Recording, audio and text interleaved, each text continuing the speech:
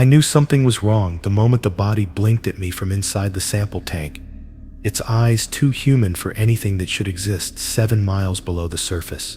People think the Mariana Trench is just water and pressure, but down there everything watches back, and that's why they gave me 11 rules before I ever set foot on the descent platform. I remember the first time I broke one, how fast everything changed, how fast something found me in the dark. I'm only telling this now because I don't know how much longer I can keep it from following me up. I kept repeating Rule 1, never look directly at anything that has human eyes underwater as the descent platform lowered me into the trench, trying to steady my breathing against the growing pressure in my chest.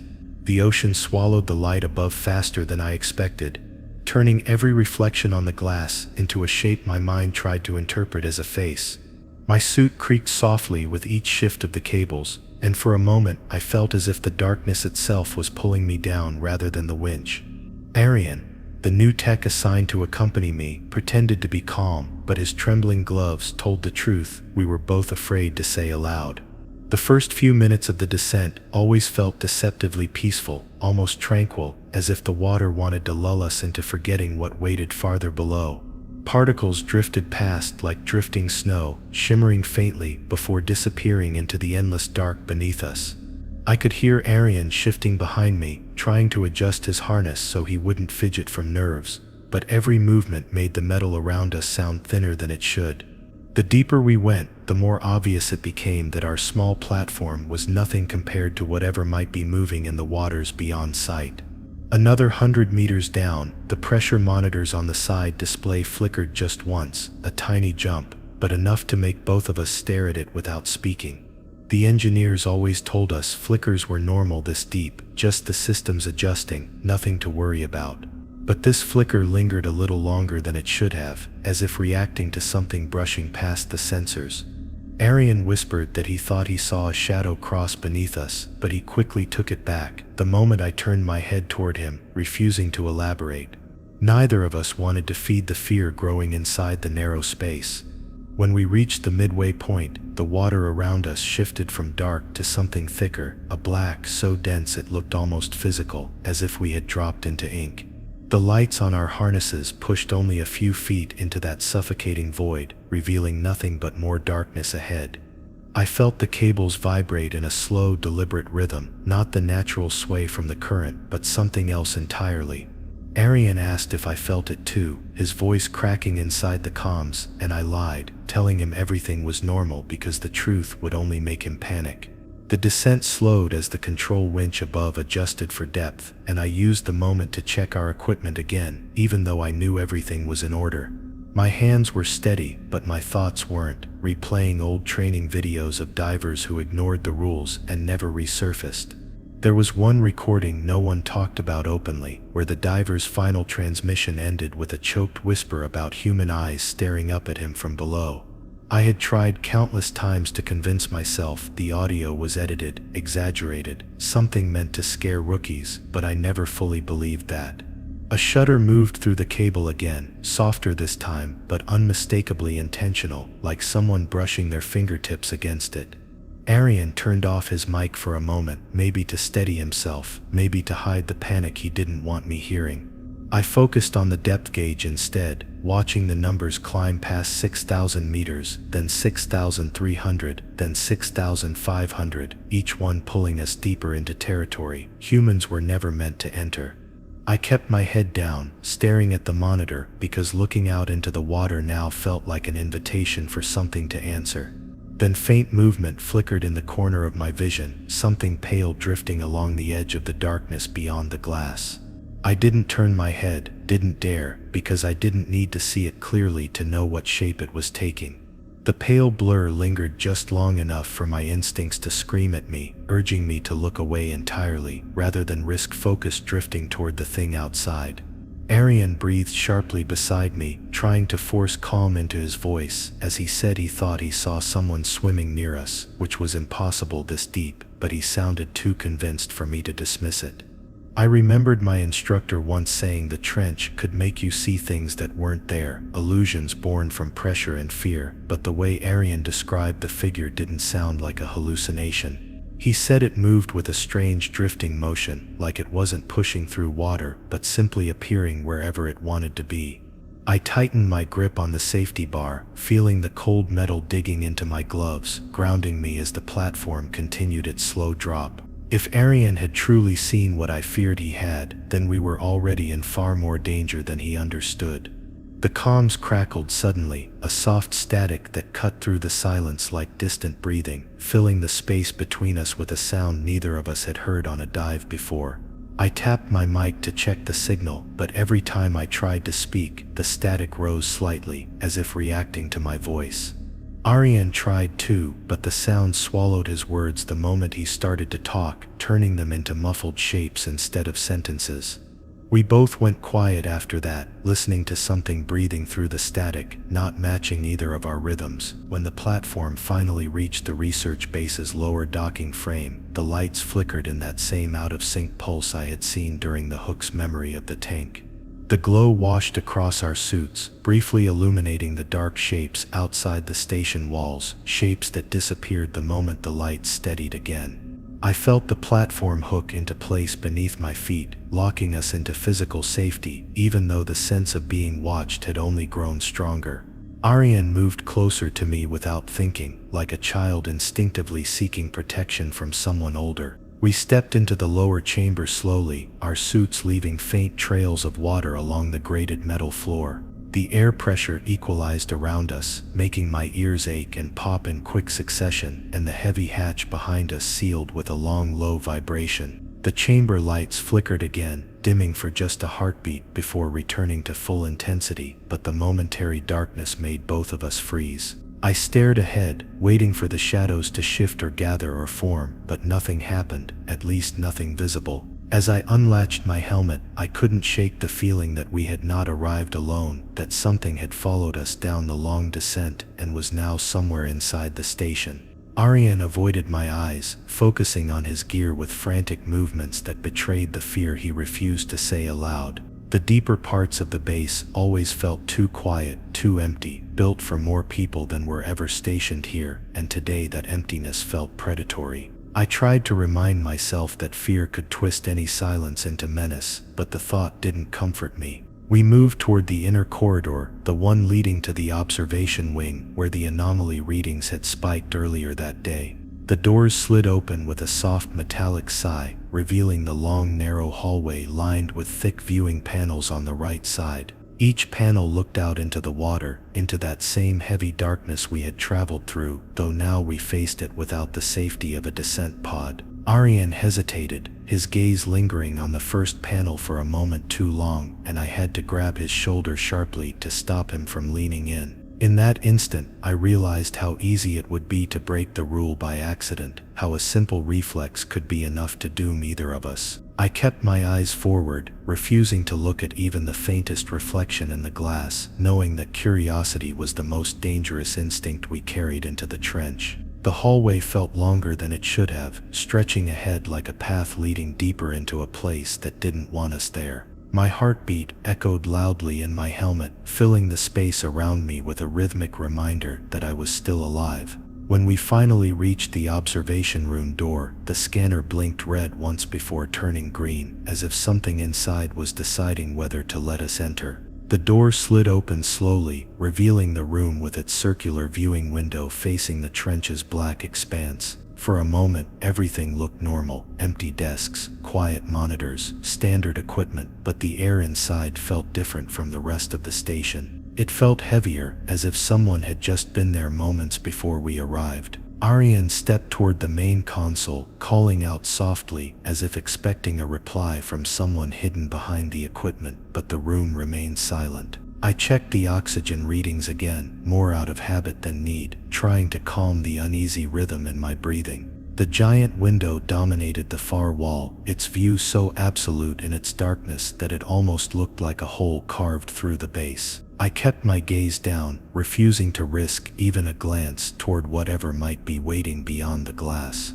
Then Arian gasped, stepping back so sharply that he knocked into the console behind him, sending a handful of tools clattering onto the floor. He whispered that something outside the window had moved, something pale, drifting slowly upward as if rising from the bottom of the trench. I didn't look, I couldn't. Every instinct in me screamed not to make the same mistake he almost did, not to give in to the fear that demanded I confirm what he saw. Instead, I backed toward him carefully, keeping my eyes firmly on the ground. The room seemed to pulse with a slow breath, an unseen presence filling the space with a cold pressure that crawled across my skin. Ariane whispered my name, voice trembling, as he said the thing outside was turning toward the glass, moving closer with a slow, deliberate stillness. I told him not to look, not to move, to back away with his eyes down just like I was. But something in his voice told me he already knew what was coming next, that he felt it watching him even without seeing it. And then the chamber lights dimmed again, just for a moment, but long enough for the darkness outside the window to shift, long enough for something to press against the other side of the glass with a soft thud that vibrated through the floor beneath us. Ariane froze completely, breath catching as if someone had placed a hand around his throat. I didn't dare look, didn't dare raise my head, but I knew from the way the air changed that whatever was outside had found us. The last thing I heard before the lights flickered back on was Ariane whispering that he thought it had a face, a human face. His voice broke on the last word, and then something behind us moved. I learned quickly that fear in the trench doesn't arrive as a shape or a shadow. It arrives as a sound. And rule 2, never shine your light into a sound. You can't identify as the one rule that separates the living from the missing. I didn't understand this rule until I broke it once. Only once. And that was enough to teach me that the abyss doesn't simply hide things. It waits for you to announce yourself. Lights are like open doors down here. Sounds are like invitations. And when the two meet, something ancient, something patient, something that shouldn't exist at this depth, comes looking for the source. I still remember my first night shift outside the rig's observation perimeter, drifting in the pitch-black water with only the soft hum of my suit and the distant creaking of metal above me. The Mariana pressure makes everything complain. Steel plates pop, rivets groan, distant wails collapse into wails that stretch, like fabric tearing in slow motion. But then I heard something else, something close, a slow, sticky clicking, like two wet stones tapping, then dragging, then tapping again. It wasn't big, but it wasn't small either. It felt intentional, like it wanted a response. My instincts told me to point my beam toward it. My brain told me not to. But curiosity has a voice of its own, and sometimes it's louder than reason. I raised my wrist light just slightly, just enough to outline the black water ahead. Before the beam even reached half strength, my senior diver Hale grabbed my arm so hard it felt like he was trying to crush the bone. His voice was almost shaking as he hissed into the calm, "Don't do that." Then he repeated Rule 2 in a way that didn't feel like a warning. It felt like he was remembering something he wished he didn't survive. At the time, I didn't know the stories. I didn't know what light does to the things that use sound instead of eyes. I hadn't heard what happens when someone responds to the wrong sound, or shines a beam where no shape is supposed to move. I thought the trench was silent, except for the environment. I was wrong. The trench listens. And worse, it answers. Hale once told me about Diver Levin, a man the rig still refuses to mark as dead, because no one ever found a body. They only found fragments of his suit a week later, drifting like torn fabric through the thermal currents. Levin heard something on his midnight survey, gurgling, bubbling, almost like a person trying to speak underwater. It even sounded like his name once. According to the logs, he turned his light toward it. That's all he did. He didn't approach. He didn't dive deeper. He simply shined a light at a sound he thought was human. The feed from his camera blurred instantly. Something moved toward the lens at a speed no known creature should achieve at this pressure. And then the audio cut into static. The last thing recorded was Levin saying, "It sounds close. Hold on, I think it's then." Then silence. The thing about these sounds is that they're not random. They're not environmental. Some of them are lures. Some of them mimic, and some of them follow you once you acknowledge them.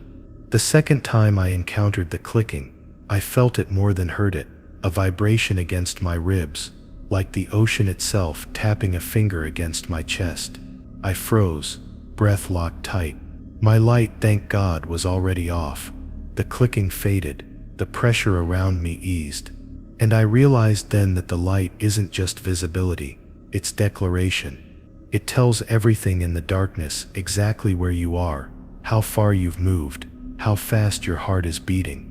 When I got back inside the rig, I asked Hale why sounds behave like that down here.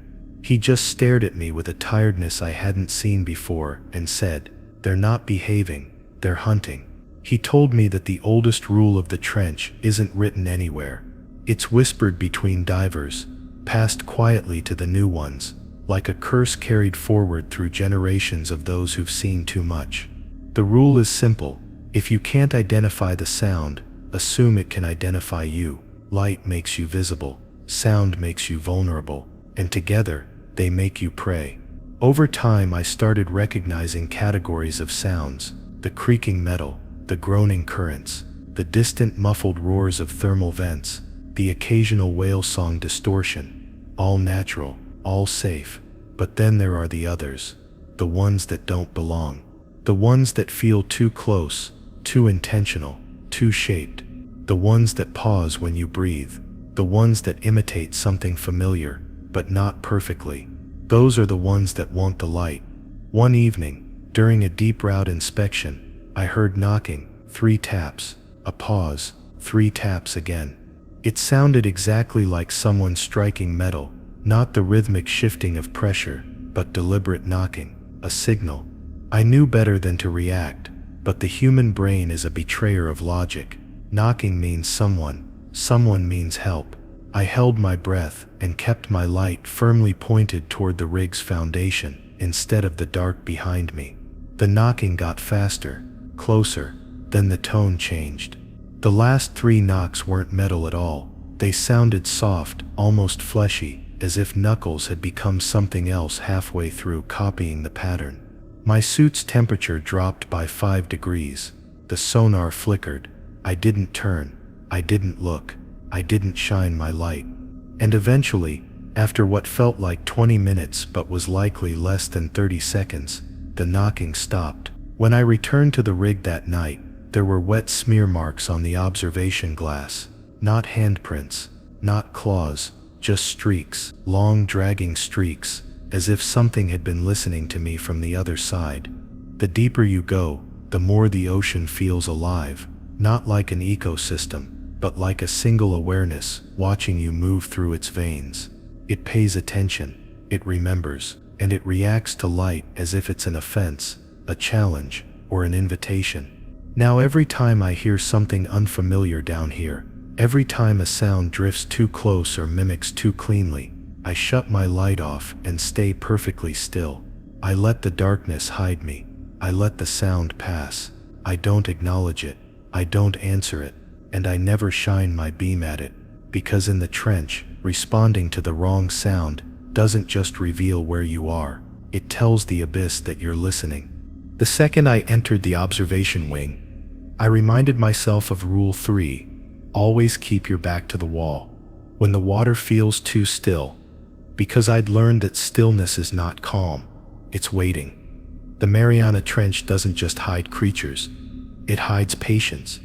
I remember the moment the pressure around me stopped pulsing, when even the slight vibrations of the rig seemed to vanish. I pressed my back firmly against the reinforced steel of the wall and watched the viewport ahead, feeling a chill despite the controlled temperature of the station. Aaron was with me, silent, gripping his flashlight as if it could cut through the invisible weight pressing against us. The water outside the window had gone flat, an unnatural glassy black that reflected nothing but our own silhouettes. In the descent pod and even during the faint disturbances we had tracked before, there had always been some movement, particles drifting, silt shifting, currents whispering through the trench. But now, nothing. And that's when I felt it, awareness. The trench was observing us in a way that went beyond the pressure or the absence of light. I could almost sense the focus behind the glass, as if something out there was studying our smallest motions, cataloging our positions, measuring our reactions. I tried to distract myself by scanning the instruments, but every reading looked normal. The sonar pinged faintly, but with no feedback. The water temperature was steady, the oxygen levels unchanged. I told Aaron to double-check the interior cameras, but even that task felt inadequate. Every movement we made seemed loud, every sound amplified. I kept my ears alert, listening not just for the impossible clicking or murmurs from unseen sources, but for the subtle telltale signs of approaching mass. It was uncanny how the still water magnified our own fear, as if it fed on our uncertainty. As we edged along the corridor, the thought struck me that this rule wasn't about physics. It wasn't about visibility or safety margins. It was about orientation, keeping a fixed reference in a place that wants to twist your senses. The deeper we go, the harder it is to trust your perception. Depth and darkness play tricks on your mind, stretching seconds into minutes and shaping shapes into things that aren't there. I gripped the railing tighter, reminding myself again why Rule 3 existed, so that when the water outside turns inert and threatening, you're already positioned to survive. A faint movement caught my eye, just below the lower viewport, something drifting too fast to be a particle, too slow to be a fish. I didn't look directly at it. I pressed my back closer against the wall and focused on the monitor, pretending the display was the only reality. Aaron whispered, almost inaudibly, "Did you see that?" I shook my head, forcing calm into my tone. A direct glance would have been a breach. It might have been nothing, but here, nothing is always suspect. Hours passed, measured not by clocks but by the slow ebb of tension around us. Every time I thought we had passed the danger, the stillness returned, and I felt the invisible eyes behind the viewport adjust, tracking, waiting. Sometimes it was just the reflection of our own shadows stretching into the abyss that reminded me we weren't alone. Sometimes it was the faint twitch in the water column, like something had shifted position only when we weren't looking. I learned to hold my breathing in those moments, slow it, keep my movements as minimal as possible. A twitch of a hand, a slight tilt of the head, those could invite attention. Then came the voice, not audible in the normal sense, but a vibration through the hull, soft at first, almost a vibration in the floor itself. Aaron froze, flashlight trembling slightly in his grip. "Did you feel that?" he whispered. I nodded once, keeping my back flush against the wall, muscles taut.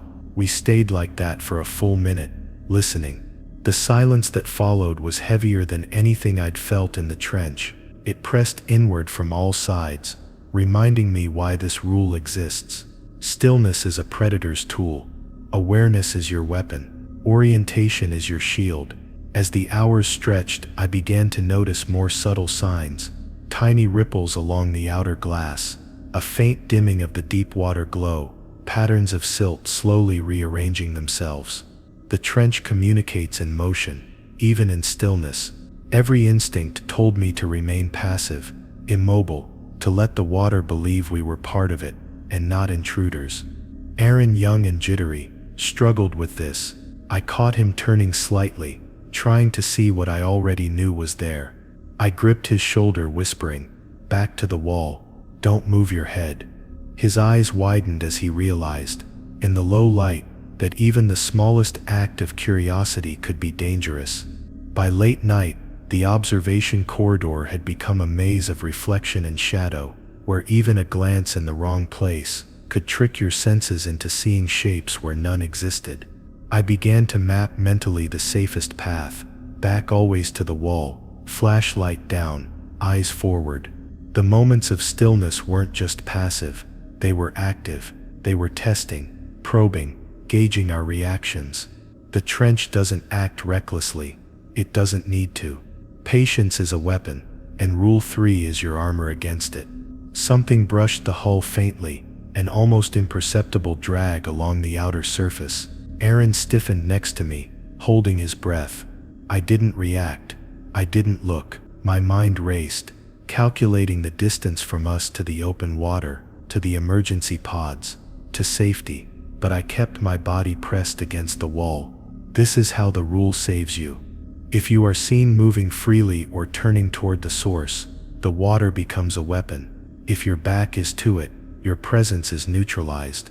We continued down the inner observation wing in tense silence, following the path I had memorized during training. Even when the lights in the ceiling flickered and half the corridor plunged into semi-darkness, I maintained perfect posture, back against the reinforced steel. Every sound, every vibration, every slight shimmer outside the viewport, I registered as data, not threat, because that's the only way to keep your mind from panic. To move freely here is to announce yourself. To stand oriented, prepared, cautious, is to survive another hour. Eventually, after what felt like eternity, we reached the inner junction leading to the research lab. Even here, the water outside remained unnervingly calm, a reflective black mirror. I could feel the energy of the trench itself, pressing against the glass, a silent wait, patient, measuring, considering. I gestured to Aaron to follow my lead, and we edged forward slowly, back still pressed against the wall, every step a negotiation with the invisible force outside. One misstep, one turn of the head, and everything we had survived could be undone in seconds. Then a shadow moved just at the edge of the lower viewport, slower than anything natural, longer than any sea creature, its form shifting subtly as it drifted along the black water. I didn't look, I could feel its presence. My heart hammered in my chest, but I maintained my posture. Aaron's whisper, shaky and low, almost betrayed him. "It's close." I squeezed his arm and kept moving, never breaking the rule. My back pressed, my eyes forward, light down, as we crossed the last segment to the lab door.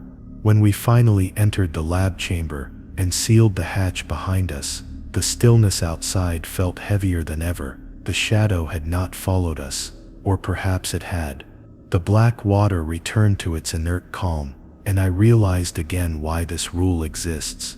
Not all threats are fast, some are patient, some wait for hours, sometimes days, sometimes weeks, just for the moment you look the wrong way. Keeping your back to the wall is the only way to remind yourself which side is safe and which side belongs to the trench. By the time we reached the inner lab, I reminded myself constantly of Rule 4. Never touch anything that moves against the current, because in the Mariana Trench, the water flows in patterns that have existed for millennia, and anything moving against them is a predator, a warning, or both.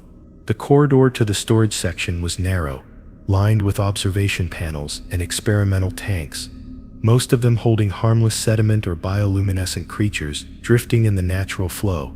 But I knew better than to assume calm water or stationary equipment meant safety. Even a small anomaly, something drifting upstream instead of with the normal current, could be alive in ways humans cannot comprehend. I kept my hands close to my body, my back pressed to the wall, alert to every subtle movement in the dark water outside the windows. The deeper into the lab we went, the more obvious it became that the trench itself doesn't tolerate negligence. Sensors recorded nothing unusual, but my instincts screamed otherwise. A small metal sample container seemed to drift slightly toward the inner junction, a subtle motion counter to the natural pull of the surrounding water. I didn't touch it. I couldn't. Even a slight curiosity, even a professional impulse to inspect it, could have been enough to trigger something that has waited in the trench longer than humans have walked the earth. Aaron, still young and inexperienced, edged too close, leaning over instinctively. I grabbed his shoulder and whispered, "Remember Rule 4.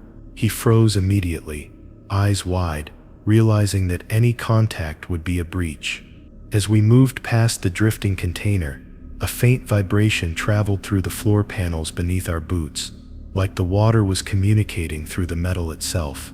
There was no sound, but the pulse was deliberate, measured, aware. The trench has a language that we can't fully interpret. It is subtle. Small displacements of water, soft pressure changes, slight patterns in silt movement. Following the current is safety. Defying it invites attention. I kept my flashlight steady, pointing at the floor, not the tanks. I reminded Aaron to stay close, maintaining awareness of any anomaly that moved in opposition. Even the smallest disruption could mean we were being watched. One of the tanks along the right-hand wall began to shift slightly, almost imperceptibly. Normally, bioluminescent creatures float slowly with the ambient flow, but these flickered against it, tiny blue shapes moving upstream, as if drawn by a will of their own. I stepped back, keeping my hands off everything, my eyes careful not to follow them directly, because curiosity is a danger here. Aaron whispered, "Should I move it?" I shook my head sharply, pressing myself back against the wall. Rule 4 exists because the trench doesn't forgive tactile mistakes. Something alive, intelligent, and ancient could be inside that motion, and once contacted, it doesn't let go. Further into the lab, we encountered a crate of equipment left over from previous expeditions. Normally inert, most of the contents shifted slightly in response to the subtle currents of the trench. But then, one small object, a cylindrical container with unknown markings, rolled backward, opposite to the steady flow. My stomach tightened. I didn't reach for it. Aaron's fingers twitched, as though drawn to investigate. I placed my hand firmly on his arm. "Do not touch it. Anything moving against the current is not random." He nodded, swallowing, and we stepped carefully past it. Every instinct screamed that whatever caused that movement was aware of us, watching, assessing our compliance. The lights in the lab flickered momentarily, casting shadows that danced along the walls. For a brief instant, I thought I saw something slither across the floor outside the window, something moving faster than water allows. It was gone before I could identify it. I didn't try. I didn't reach out. Touching it could be fatal. Our instruments recorded nothing. The trench prefers that you only use sight and sound sparingly, and only the senses it allows. Any contact is a violation. Any interference can awaken what has waited, patient, in the current, untouched for centuries. Rule 4 isn't just about caution, it's about survival. Hours passed as we moved through the inner chambers, monitoring subtle currents and making mental notes of any anomaly. One of the experimental tanks, containing a colony of gelatinous organisms, began drifting slightly against the normal circulation. The colony was fragile, yet intelligent in its own incomprehensible way.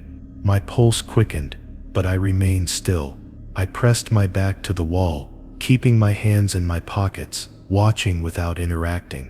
Aaron shifted nervously beside me, whispering questions, but I only shook my head, repeating the lesson silently. Touching anything against the current is lethal.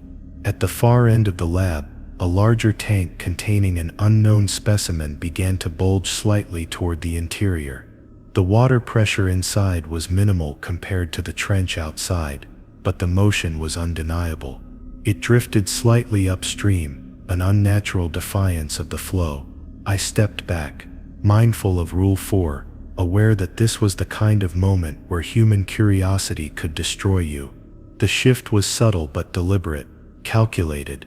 Every instinct screamed that this object was not ordinary, and though the rest of the lab appeared calm, the trench itself seemed to react to the anomaly's defiance. We continued cautiously toward the maintenance hatch, following the prescribed path of observation and data collection. Eyes trained on the current, and any deviations, even the smallest movement in opposition, could indicate something alive, intelligent, or malicious. Aaron stumbled slightly, reaching for a tool that had moved upstream. I pressed him to stay still, repeating the internal mantra, "Rule 4 exists to keep us alive." We skirted around the anomaly, careful not to alter its course, careful not to engage with it in any way. Even the slightest touch could have consequences beyond comprehension. When we reached the rear storage section, the water seemed to pulse differently, as if energized by our presence. A minor object, a cable spool, rolled backward against the general flow of water currents inside the containment chamber. My gut tightened. I didn't touch it. I didn't even shine my light directly on it. I simply observed, allowing it to move as it willed. Aaron followed my lid, silent now, realizing the severity of the rule and the consequences of breaking it. Even inanimate objects in this depth could carry danger if their motion defied nature, and I could feel the weight of the trench pressing patience against our every choice. We finally reached the emergency access point, the only exit from the lower lab section to the observation deck above. The water outside had returned to its normal slow current, but the objects left behind still reminded me of the danger. Rule 4 is more than just a guideline. It's a practice of restraint, of humility, and of survival. I took a deep breath, preparing to move forward, careful not to disturb anything in the chamber. Even after leaving, I knew the memory of every object that moved against the current would linger in my mind, a warning etched into my instincts. The first time I realized the Mariana Trench could talk, I understood why Rule 5, never speak when you hear whispering from the depths, exists. The whispers are not the currents, not the distant groan of steel, or the faint rumble of deep-sea creatures. They are deliberate, calculated, and always waiting for a response. I remember the moment they first reached my ears during a routine inspection, a soft, almost human murmur that threaded through the hull, curling around my thoughts like a living thing. My first instinct was to answer, to speak into the comms, to call back or acknowledge what I could not see. But Hale's voice, calm yet deadly serious over the headset, reminded me silently why we never respond. The whispers are deceptive. They imitate voices you know, sometimes perfectly, sometimes just enough to unnerve you. They can mimic colleagues, past divers, or even your own voice calling out in fear. It is easy to forget that sound travels differently under extreme pressure, and what you hear may not be what is physically present. I froze the first time it happened, pressing my back to the wall, as a faint echo of my own name drifted through the water, bending around corners and following the slow movement of the trench's natural current. I didn't answer. I had no choice but to remain silent. Any reply is an invitation, a recognition of presence that the abyss does not forgive. Aaron, younger and inexperienced, almost spoke. His instinct was human. To respond, to clarify, to seek reassurance from something that seemed alive. I grabbed his arm and pressed him against the wall, warning him with my eyes to stay silent. The whispers grew slightly louder when I felt his hesitation, as if the trench was testing our discipline, measuring our compliance with its unwritten rules. I had learned that they were patient, that they waited for mistakes, and that the second you acknowledge them, your presence is recorded in ways no human can erase. That day I truly understood the silent language of survival. The whispers are not constant. They ebb and flow like the current itself, faint and delicate one moment, urgent and insistent the next. Sometimes they form words, sometimes phrases, sometimes laughter that chills your spine in a way the darkness cannot. Down here, sound is not just an impression. It is a predator that learns from every response. Once I thought I could mask my presence, humming softly to myself to drown it out. The whisper simply adjusted, timing itself between breaths, learning when I was most vulnerable. I realized that humility and restraint are the only defenses. Silence is not passive, it is active and essential. One evening, while inspecting the outer hull of the observation wing, the whispering returned more distinctly than ever. It was soft, almost delicate, a voice that mimicked Aaron perfectly. "We are here," it seemed to say, drawing him closer to the edge of the chamber with nothing but his own curiosity.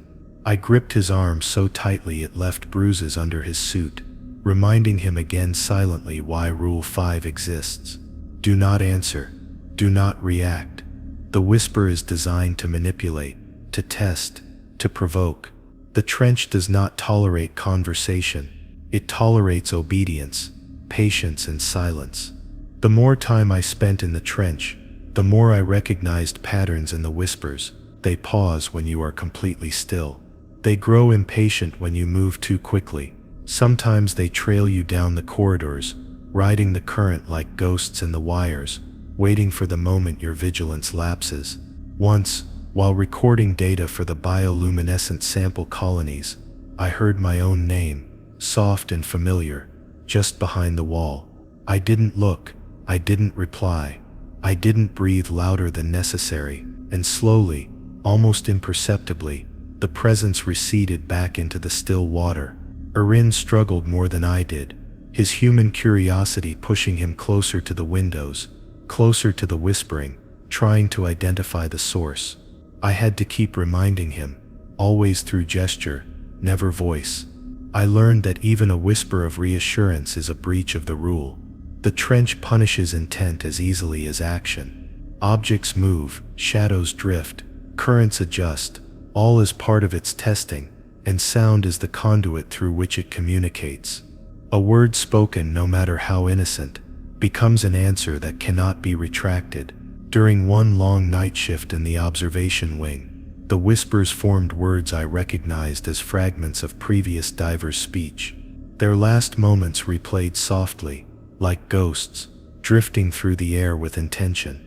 I could hear my own thoughts echoing back to me in subtle patterns, as if the trench itself had memorized my fears and replayed them to measure my reaction. I remained pressed to the wall, flashlight low, back firm, hands immobile. I learned that the moment you respond, even to tell yourself that it's not real, you lose. Silence is the only shield. The whispers are clever, designed to exploit our human weakness for conversation. They mimic authority, friendship, or urgency, bending the truth into something you might believe needs an immediate reply. I watched Erin nearly step into the observation window to follow one whisper, and I had to grab his harness before he leaned over. The presence behind the glass adjusted, slowing slightly, patient, as if it had expected him to break the rule. Compliance is survival, engagement is death. Even with all my training and experience, I feel my heart hammer whenever the whispers return. Sometimes they are faint, almost pleasant, teasing you with fragments of familiar phrases. Sometimes they are harsh, urgent, commanding, but the one constant is that they will always test you. They adapt, they wait, and if you speak, they know you. The trench does not forgive conversation.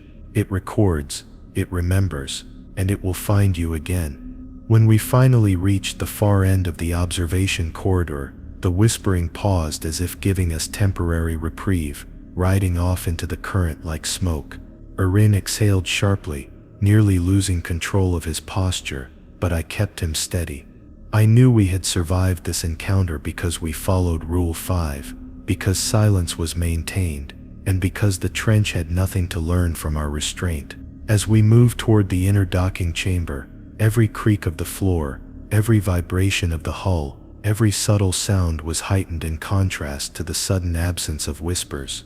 It was a tension that made me realize the trench is patient, extremely patient. It does not need to strike immediately. The absence of sound can be as dangerous as its presence, reminding us always to respect Rule 5 and to never break the silence. By the time I reached the inner docking chamber, I had learned to respect Rule 6. Never enter a shadow that doesn't belong to you. Because in the Mariana Trench, shadows are never just the absence of light. They are extensions of something alive, ancient and aware. I remember the moment the lights flickered, and the long, dark form stretching across the corridor seemed to detach itself from the wall, moving in a way that contradicted every physics principle I had learned. My heart nearly stopped. I stayed firmly pressed to the reinforced steel, measuring every twitch, every subtle shift in the dim glow of our emergency lighting. Erin, who had been following me silently for hours, froze as well, realizing instinctively that approaching it would be a violation, a fatal curiosity.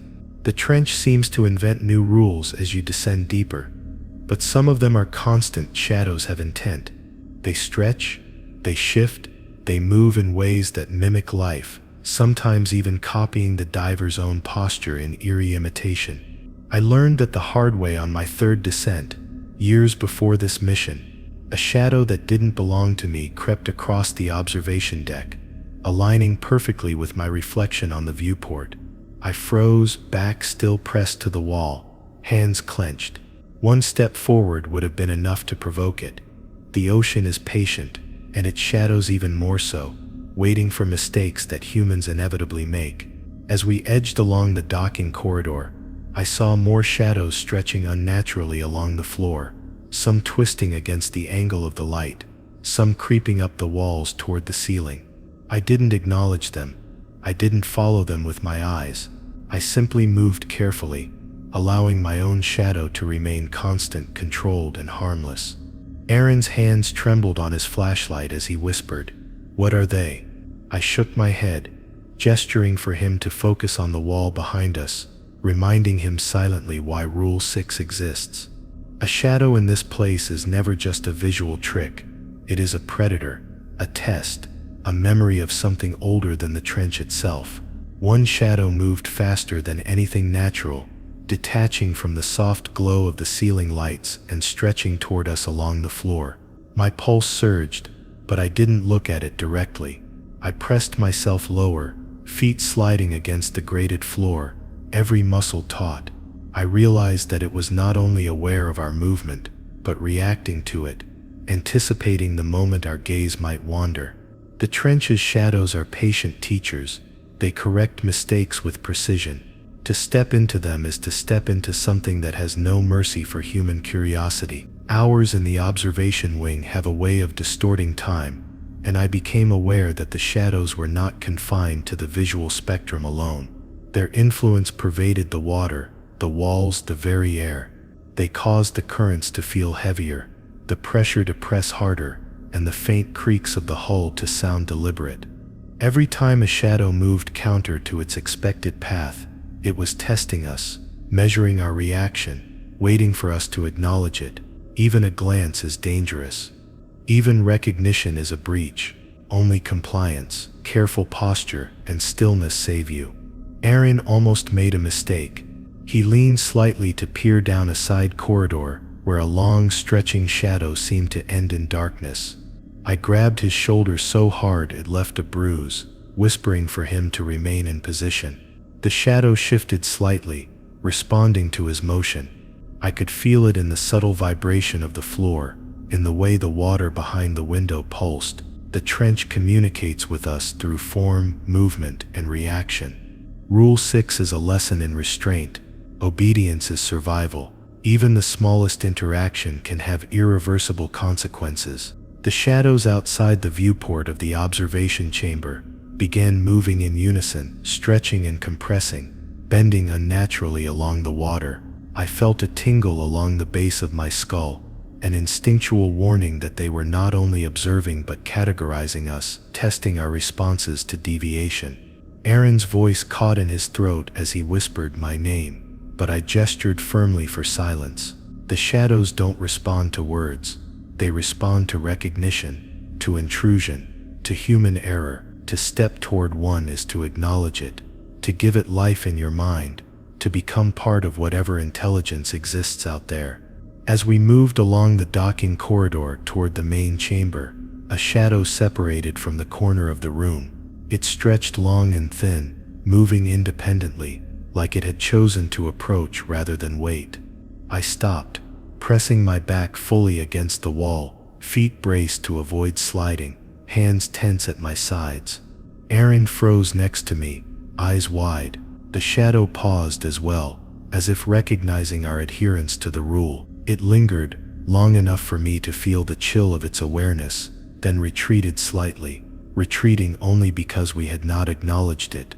Rule 6 works if you respect it. It punishes immediately when you do not.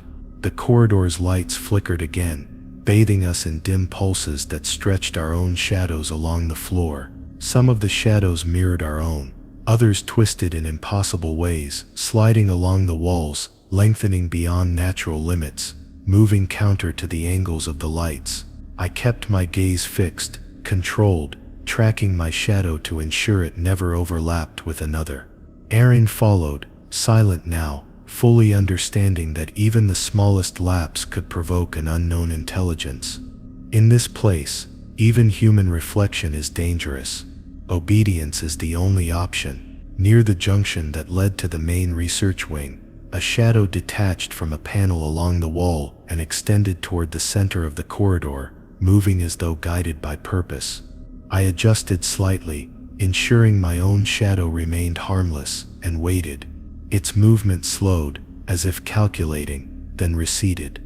I realized in that moment that Rule 6 is more than caution. It's a dialogue without sound or words, a silent agreement between you and the trench. You respect the shadows and they respect your survival. You fail and they record it. By the time we entered the main chamber, the shadows had returned to alignment with the walls and floor. The flickering lights and the stretching forms had passed, leaving a tense quiet, but the lesson remained imprinted on every nerve in my body. Rule 6 is unforgiving, non-negotiable. To move into a shadow that doesn't belong to you is to hand yourself over to forces that think far beyond human comprehension. Every cautious step, every measured breath, every alignment of our own shadows with the walls was a silent pact of survival. By the time we moved into the secondary observation wing, I reminded myself of Rule 7. Never investigate a light that flickers on its own, because in the Mariana Trench, artificial illumination is rarely random. A light flickering against the pressurized hull is never a malfunction. It is a signal, a lure, or a warning. I first learned this lesson years ago, on a dive that should have been routine, when a panel's weak glow blinked rhythmically across a hallway, and I instinctively moved toward it. I thought it might be a maintenance issue. Something simple. I was wrong. The flicker was alive, intelligent, watching, and it responded to my curiosity. The hallway was silent, except for the hum of our suits, but the intermittent glow of the light made every shadow stretch unnaturally across the floor and walls. I froze, pressing my back against the corridor railing, eyes fixed on the slow blinking. The light pulse seemed to respond to my gaze, flicking faster as if it had detected my attention. Aaron, standing beside me, instinctively leaned forward to inspect it, but I gripped his arm. Rule 7 exists for a reason. Investigating the unknown light is a breach of survival protocol, and the trench has a way of punishing those who disobey.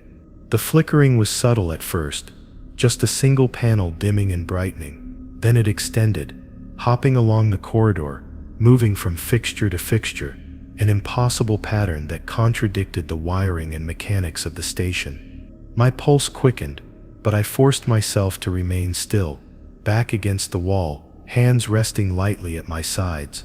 The pulse of the lights was almost hypnotic, urging movement, enticing curiosity. I felt the familiar pressure of the trench pressing against the hull, reacting to the energy we expended. Simply by acknowledging it, we were being observed, measured, evaluated, and the flicker was the test. Aaron whispered, almost involuntarily, "Should we see where it's coming from?" I shook my head sharply, pressing him closer, my mind racing through every previous warning I had received. Lights in the trench are not merely illumination. They are invitations, traps, predators in disguise.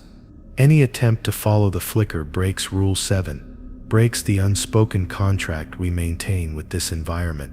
The pulse accelerated when Aaron almost moved, as if it had anticipated human error. It was deliberate, sentient. It was alive in ways the ocean had taught me to fear. Hours in the observation wing felt endless, each flicker followed by a subtle shift in the shadows and currents. The lights seemed to measure our reactions, adjusting the timing of their pulses to test patience and discipline. I realized the flicker is not dangerous in itself. It is dangerous only if you react. The trench does not strike blindly. It calculates, it learns, it punishes mistakes with precision. Rule 7 is a commandment, a survival tool that keeps you invisible to forces that operate in dimensions beyond human perception. One of the corridor's ceiling panels flared briefly, then dimmed in rhythm with the heartbeat of the water. My gaze stayed fixed straight ahead, careful not to track it directly. Even as I kept my distance, I felt the pull of curiosity, that human instinct to investigate, to find an explanation. It was a test of mental endurance, more than physical caution. The trench rewards silence, observation, and restraint. Any breach invites response, and response at this depth is rarely forgiving. As we proceeded, the flickering continued, seemingly hopping further down the hallway, but I refused to move toward it. I focused on my own shadow, my posture, my breathing, ensuring no gesture betrayed recognition. The lights responded, stretching shadows in impossible angles, creating illusions of movement where none existed. Aaron's hands shook slightly, and I had to remind him without words to follow my lead, to ignore the pulse entirely. Rule 7 is not just about light, it is about awareness, patience, and discipline under the most extreme conditions. Eventually the flickering ceased in the immediate corridor, leaving only the faint, constant glow of standard emergency lighting. But the sensation lingered, a pressure behind the eyes and in the chest, reminding me that we had survived not because the lights were harmless, but because we obeyed Rule 7. Every flicker, every blink, every pause had been a test, a gauge of human curiosity, and we had passed by maintaining restraint. The memory of the pulsing light remained etched in my mind, a warning I would carry to every subsequent mission. Even when returning to the main observation chamber, I felt the energy of the trench shift in subtle ways, as if the lights were still watching, still counting. Rule 7 has a way of imprinting itself on your instincts. You don't need to remember which panel flickered, or which angle caught your eye. The rule lodges itself into your reflexes, training you to avoid the unknown and respect the unseen intelligence of the abyss. The flickering lights are not mere illumination, they are sentience disguised, and they punish the curious mercilessly. By the time we reached the docking junction, my awareness of every light, shadow, and pulse in the corridor had heightened to near obsession. Every flicker, no matter how small, was treated as deliberate, and every instinct was honed to ignore it. Aaron had stopped speaking, stopped breathing audibly, and had become a mirror of my restraint. The trench has a way of teaching lessons slowly but permanently. Rule 7 is more than a rule, it is a philosophy of survival, a contract between human fragility and the unknowable forces that inhabit the depths.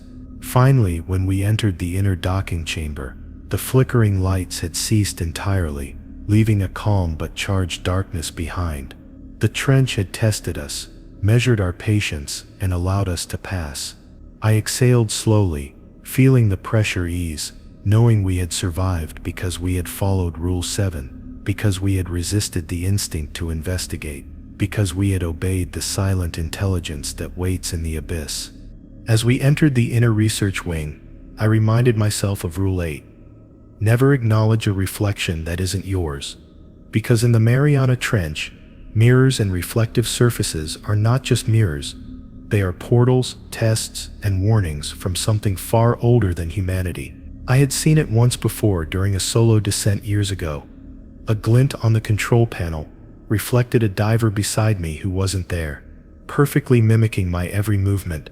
I froze, unable to breathe, and slowly realized the reflection was learning, observing, waiting for me to acknowledge it. In the trench, recognition is invitation, and invitation is fatal. The research wing was lined with thick glass windows and polished metal equipment, each surface casting distorted images in the low emergency lighting. Every time I caught my reflection, I had to consciously remind myself not to engage. It's unnerving when the reflection moves differently from you. Subtle delays or small impossible gestures that betray intelligence. Arian noticed one reflection in a nearby viewport that flickered independently from our movements. He instinctively glanced closer, and I pressed him firmly against the wall. We stayed silent, breathing, minimal, eyes forward. This is the only way to obey Rule 8. As we progressed further into the lab, the reflective surfaces multiplied. Screens, glass containers filled with experimental specimens, stainless steel tables. Some surfaces showed shadows, some forms that looked human, some just distortions, but all were potential threats. One polished panel reflected Arian beside me. but he was already behind me in reality. I kept my focus on my own shadow, moving carefully, pressing back to the wall, ensuring that my reflection remained aligned with my actual body. The trench communicates in subtle forms, and reflections are one of its most potent languages. Acknowledgement is a breach. Ignorance is protection. Hours passed with tense, careful movement through the corridors. Each time a reflection shifted in a way that didn't match our real positions, my muscles tensed, my heartbeat quickened, but my hands stayed at my sides, my eyes fixed straight ahead. Arian began to tremble slightly when a reflection in the lab door moved as if beckoning him. I had to silently guide him away, back against the wall, reinforcing the importance of the rule. Reflections are rarely harmless here. They are probes, evaluating our reactions, learning, mapping our fears. Rule 8 is survival encoded in human restraint. One of the larger observation windows reflected the water column outside perfectly, but within the reflection, I noticed a form that mimicked me yet stood impossibly still, a shadow that refused to move in time with my own motions.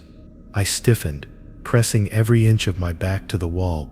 Arian instinctively wanted to point, but I shook my head, guiding him forward silently. We both knew that recognition could be interpreted as communication. In the Mariana Trench, communication is dangerous, and recognition is invitation. Never acknowledging a reflection is a pact with forces that are patient, intelligent, and ancient. The corridors twisted unnaturally in the faint emergency light, stretching reflections in ways that defied logic. At one point, I glanced at my own reflection in a stainless steel panel and noticed it lagged behind my movements, just barely, enough to make my skin crawl. The shadow in the reflection appeared to study me, matching my posture yet subtly altering it. I kept my eyes forward, fixed, and did not acknowledge it. Every step, every measured motion, every unbroken silence was necessary. Rule 8 is not merely caution. It is armor against entities that can manipulate perception and predate human comprehension. Arian's curiosity, as always, was the greatest threat. He whispered my name, almost instinctively, when a reflection in a tank seemed to move on its own. I gripped his arm tightly, holding him still. I felt the intelligence behind that reflection sizing us up, learning how far our discipline could stretch before breaking. The trench has patience. Unlike any predator on the surface, reflections record your reactions, storing your mistakes like data for later. Obedience is survival. Recognition is a death sentence. That is why Rule 8 exists, etched into every protocol we follow. We move slowly toward the inner containment chamber, reflections continuing to flicker, shift, and distort in the polished surfaces. Some were subtle, some glaringly obvious, yet every single one required vigilance. Even when it seemed as though the reflections were ordinary, I knew better. The trench thrives on small errors, on split-second glances, on the faintest acknowledgement of something that isn't yours. I held my back tight against the wall, focused on controlling breathing, movements minimal. Arian mirrored my motions, silent now, eyes forward, learning the lesson quickly through fear rather than instruction. In the last stretch of the research wing, a reflection appeared in a half-full container of water, perfectly mimicking Arian, who was beside me. I could feel the pull of instinct, the urge to look directly, to confirm that it was a trick of light, a normal optical illusion. But I resisted. The reflection paused, waiting for us to acknowledge it. My pulse thrummed in my ears, but I pressed forward, obeying Rule 8. We reached the heavy lab doors without incident, the reflections fading as if the trench had accepted our restraint. For now, silence and focus had protected us, but the memory of those reflections would linger, a constant reminder of how easily disobedience could lead to doom. The inner containment chamber was finally in view, a place of relative safety, but even here, I could feel the eyes of the trench in every polished surface. Each reflection, every metallic gleam, every flicker of light carried the potential to test our discipline. Rule 8 is unforgiving, absolute, and precise. I understood it fully now, not as a guideline, but as a covenant with survival itself. Every reflection we did not acknowledge reinforced that covenant, and every instinctive glance we resisted strengthened our chance to continue. As we moved deeper into the containment chamber, I reminded myself of Rule 9. Never approach a creature that stares without blinking, because in the Mariana Trench, there are eyes that see more than your movements. They see your intent. The first time I encountered one, years before, I had thought it harmless, a bioluminescent organism with massive eyes, drifting silently in the deep. But when it stared at me, without blinking, a cold awareness shot through my spine. I froze, my back pressed against the wall, realizing too late that the creature had been measuring my reactions, noting every micro-expression, every heartbeat, and every instinctive twitch. The containment chamber was dimly lit, filled with tanks and submerged habitats for various deep-sea life forms. Some of these creatures moved with predictable slow motions. Others remained motionless, floating in the current, waiting. One small organism, almost transparent, drifted near a tank window, eyes wide and unblinking, fixed directly on me. My pulse raced, but I did not move closer. Rule 9 exists because even the smallest gesture of approach is interpreted as a challenge or an invitation. I could feel the intelligence in that gaze, patient and calculating, probing for weaknesses. Ariane, beside me, glanced too long and shivered. I pressed his arm, guiding him subtly away from the tank, without breaking my own position. The creatures that stare without blinking are not aggressive in a conventional sense. They do not lunge or strike, but they record, judge, and anticipate. One wrong movement, one breach of instinctive caution, and the consequences ripple outward in ways no human senses can predict. Rule 9 is a buffer between observation and survival, a line drawn in silence that protects those who adhere to it.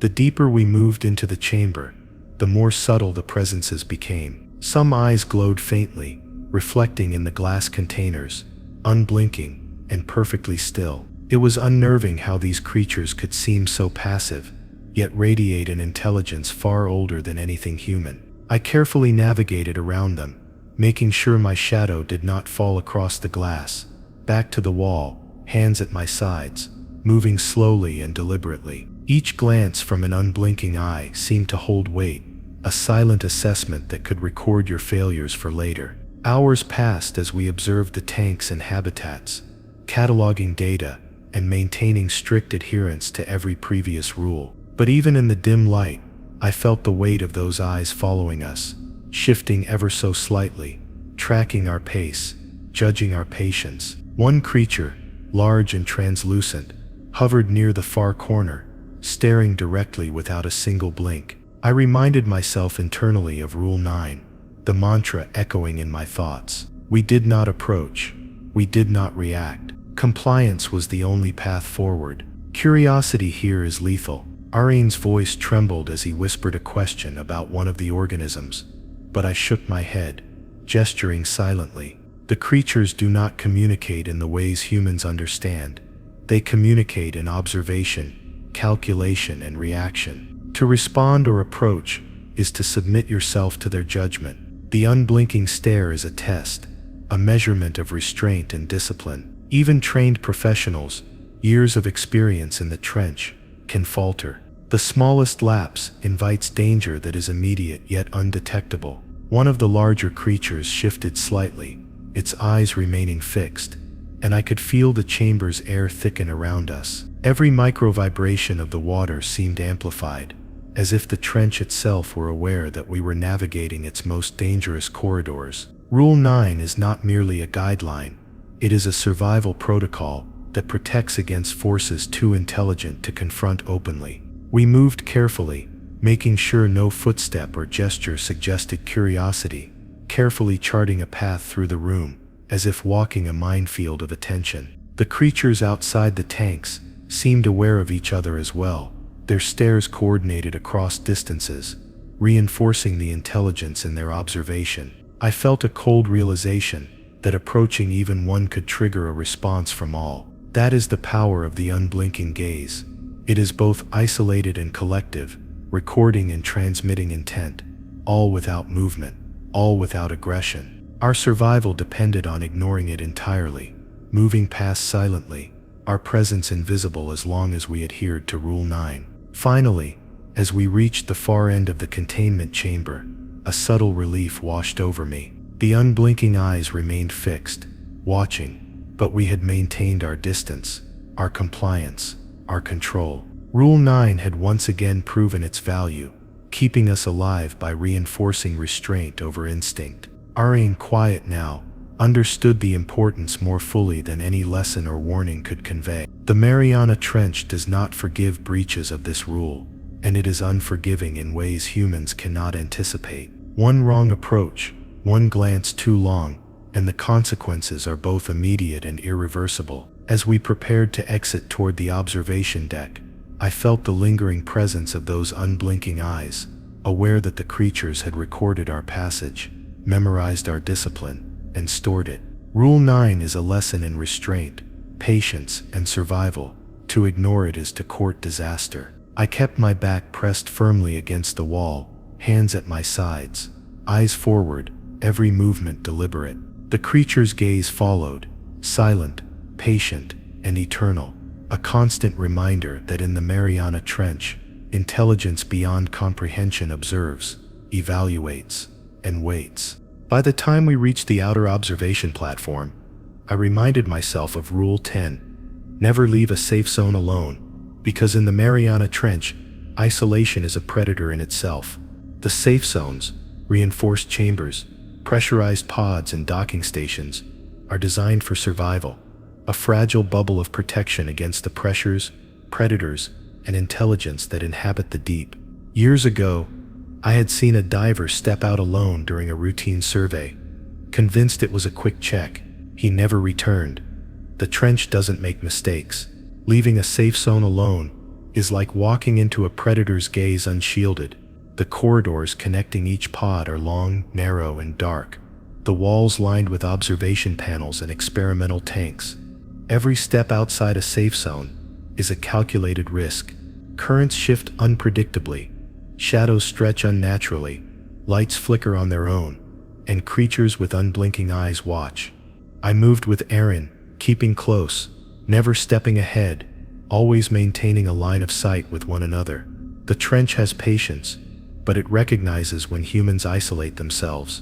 Rule 10 exists because separation is deadly. Survival depends on unity, observation, and adherence to the known protections. Even the smallest deviation is dangerous. I had learned to gauge distances, timing, and environmental patterns over countless missions. One misstep, one slip outside a safe zone, and the currents can carry you into a trap or a creature's hunting ground. Aaron's hands trembled as he adjusted his suit harness while stepping between pods. I pressed him gently to maintain proximity, reminding him silently of Rule 10. The trench does not forgive curiosity or overconfidence.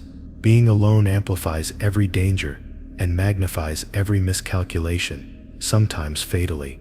The observation platform itself is a high-risk zone. Metal walkways over deep water provide a limited margin of safety, and currents can push a diver off balance within seconds. As we navigated it, I noticed a faint shadow moving along the edge of the platform, far enough that it seemed harmless, but in the trench, distance is deceptive. Alone, a diver can be removed from reality in moments. Pausing or looking away is enough for the trench to exploit weakness. Rule 10 is a shield, a guideline to prevent solitary exposure, and ignoring it invites disaster. Hours passed as we circled the observation deck, checking instruments and monitoring pressure differentials. Even when the lights were steady, shadows still moved unpredictably along the walls, creating illusions of figures or creatures we could not fully identify. I stayed firmly with Aaron, whispering only through gestures when necessary, careful not to make noise that could attract attention. Every instinct screamed to stay together, to avoid the temptation of just a quick look. The trench rewards patience, discipline, and strict adherence to Rule 10. One moment alone can be irreversible. At one point, a subtle current shifted across the platform, carrying debris in a pattern that contradicted the usual flow. A shadow appeared along the railing, stretching impossibly long, Aaron instinctively moved closer to the edge, curiosity igniting instinctive reaction. I gripped his suit, holding him back, silent but firm. The shadow paused, perhaps sensing the potential breach. I realized that even a slight deviation toward isolation would be noticed and recorded. In the Mariana Trench, Rule 10 is as much about psychological control as physical safety. Togetherness is survival. Solitude is a death sentence. One of the observation panels flickered momentarily, casting erratic light across the walkway. I kept my eyes focused on the steady path beneath our feet, ignoring the reflex to investigate. The trench observes in layers: currents, shadows, unblinking eyes, and even environmental anomalies all serve as intelligence mechanisms. Any solitary action makes you a target for analysis, for exploitation. Rule 10 is more than a rule, it is a defense system. Without it, a diver is exposed to forces that cannot be predicted, understood, or fought against. Even when the outer deck seemed empty, I could feel the pressure of presence around us. Something in the water, unseen yet aware, tested us subtly, moving objects or currents in minor, almost imperceptible ways. The trench watches, remembers, and waits. Alone, a diver is prey, a subject of study, a variable in a system beyond human comprehension. I maintained constant proximity to Aaron, using body language and eye contact to keep him aligned with my movements. Every rule we followed, especially Rule 10, reinforces the fragile shield that allows survival in this environment. As we approached the docking station for return to the inner labs, a faint vibration pulsed through the metal deck, sending a reminder of the trench's immense patience and hidden intelligence. Even this minor disturbance is enough to disorient a lone diver, a subtle manipulation that can escalate into disaster. I remained hyper-aware of every micro-movement in the water, every pulse of pressure, every shadow's displacement. Rule 10 ensured that we could navigate these anomalies together, avoiding isolation that could result in immediate and irreversible consequences. Finally, as we re-entered the inner safe zone, the relief was palpable. The pressure of the trench seemed to ease, the shadows stabilized, and the currents returned to expected patterns. Rule 10 had saved us, reinforced by discipline and adherence. I glanced at Aaron, seeing the understanding in his eyes, and realized that this rule is more than just protection. It is a philosophy of survival in the Mariana Trench. Never leaving a safe zone alone is not just common sense, it is an unspoken covenant with forces that see, measure, and judge with patience far beyond our comprehension. By the time we reached the deepest section of the Mariana Trench station, I reminded myself of Rule 11. Never question why the rules exist, because here curiosity itself can be fatal. Every rule we had followed, silence to whispers, respect for shadows, avoidance of flickering lights, unblinking stares, and safe zone discipline, was born from experience, written in blood. To ask why would be to invite awareness, to signal doubt, to reveal weakness. I had seen divers do it before, shrug off warnings, and within hours, the trench would adjust, testing their limits in ways that no human mind could process. The rules are absolute, not for morality, not for science, but for survival. Even as we descended further into the inner observation hub, the magnitude of Rule 11 pressed on me. The walls here were lined with glass tanks containing creatures of unimaginable form, some translucent, some scaled, some moving in currents too fast to follow, and all of them observing. Arian, ever curious, murmured a question about why the rules were so strict, and I pressed a hand to his shoulder, shaking my head. Silence, control, adherence, these were our weapons. To question is to provoke. To provoke is to be consumed. The trench does not answer questions. It records reactions. The corridors leading to the central observation chamber were narrow, winding, and filled with shifting shadows, some so subtle you could only sense them through the pressure against your chest. I moved deliberately, making sure my own shadow remained constant, avoiding the unblinking eyes of nearby creatures, and ignoring the flickering lights that tried to draw attention. Each previous rule, Rules 1 through 10, intertwined with Rule 11, forming a lattice of survival that required total discipline. Questioning the existence of these rules would unravel the fragile balance, exposing vulnerabilities that the trench would exploit instantly. Hours passed as we navigated the final chambers, monitoring bioluminescent species, charting unknown currents, and maintaining strict distance from unblinking creatures. The Mariana Trench is patient, and in its patience, it teaches lessons in subtle terror. It can make time stretch, currents fluctuate, shadows lengthen, and lights flicker in ways that provoke thought. Rule 11 is not just about obedience. It is about preventing the mind from wandering into forbidden inquiry. To ask why is to tempt the trench, to present an opening it cannot ignore. I pressed forward, constantly aware of how fragile our survival was. Even in moments of rest, Rule 11 remained present. We entered a small observation alcove, the pressure heavy in the water, the shadows of equipment bending unnaturally. Arian's curiosity again sparked a whisper, asking if these rules were created by humans or some other force in the trench. I responded only with a gesture for silence, my own thoughts racing. The trench does not forgive philosophical questions. It interprets them as tests of compliance. Every rule exists because someone once ignored it and paid dearly. To question why is to tempt fate, to invite observation, and ultimately, to court destruction. As we moved to the far edge of the observation hub, I noticed a faint vibration through the floor, subtle enough that a less attentive diver might have missed it. The unblinking eyes of several creatures focused on us simultaneously, their attention palpable. The water seemed to thicken, currents slowing, shadows stretching to the ceiling in unnatural patterns. I could feel the trench itself testing my adherence to Rule 11. Questioning the rules would have provoked an immediate, unseen reaction. Silence and obedience were the only protection. One wrong thought, one whispered doubt, and the consequences would be immeasurable. Arian struggled internally, his eyes darting to the shadowed corners and flickering lights. I could sense him wanting to ask, to challenge, to justify curiosity, but I pressed his arm lightly, forcing him to focus on the path ahead. The creatures watched, and the walls seemed to lean slightly, compressing the corridor. The trench thrives on hesitation, on the subtle mental lapses that precede disobedience. I knew that Rule 11 was as much a mental test as a physical one. Survival depended on suppressing questions, suppressing doubt, and moving forward with absolute faith in the invisible rules that governed everything. We entered the last chamber, the central observation room, and the vast darkness of the trench stretched beyond the reinforced glass like an abyssal cathedral.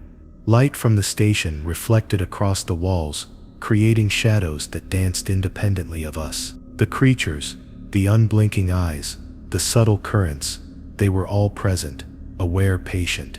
I felt the weight of every rule pressing down, and I reminded myself silently of Rule 11.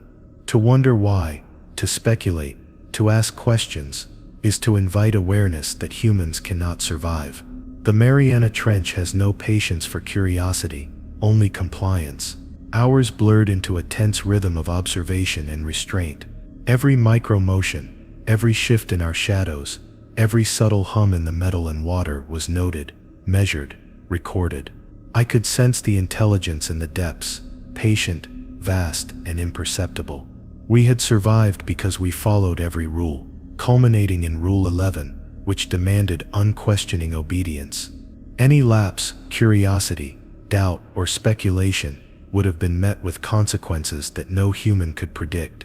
And yet, even with all the rules observed, I felt the weight of the unknown pressing closer, as though the trench itself was aware of our consciousness, not just our bodies. As we prepared to exit the deepest chamber and return to the safer zones, a low vibration resonated through the floor, almost imperceptible, but steady. Shadows lengthened and moved in ways I had never seen before, stretching toward us, and for the first time, I felt the full magnitude of Rule 11. The trench is a living entity in its own right, patient, calculating, and eternal. The rules exist not for comfort, not for logic, but for survival. They are a code humans follow blindly, because to understand them fully is beyond comprehension, and to question them is to die. Even as we ascended toward the inner docking stations, I felt the lingering pressure of Rule 11, the weight of unspoken consequences hanging over us. Every whisper, shadow, flicker, and unblinking eye seemed to magnify, a reminder that questioning is a breach the trench cannot ignore. I realized with a cold certainty that even complete adherence does not guarantee full safety, because the Mariana Trench does not operate on fairness or predictability.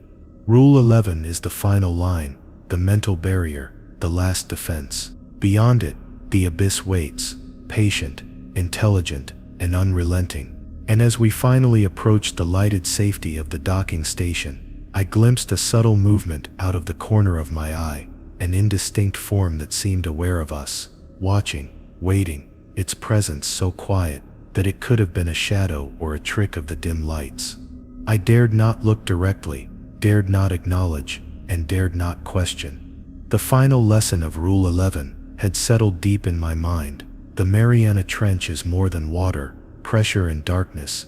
It is awareness, intelligence, patience, and judgment. And even with all the rules obeyed, I knew one truth that would haunt me forever. The abyss is always watching, and it remembers. If you enjoyed this story, like, share, and subscribe for more.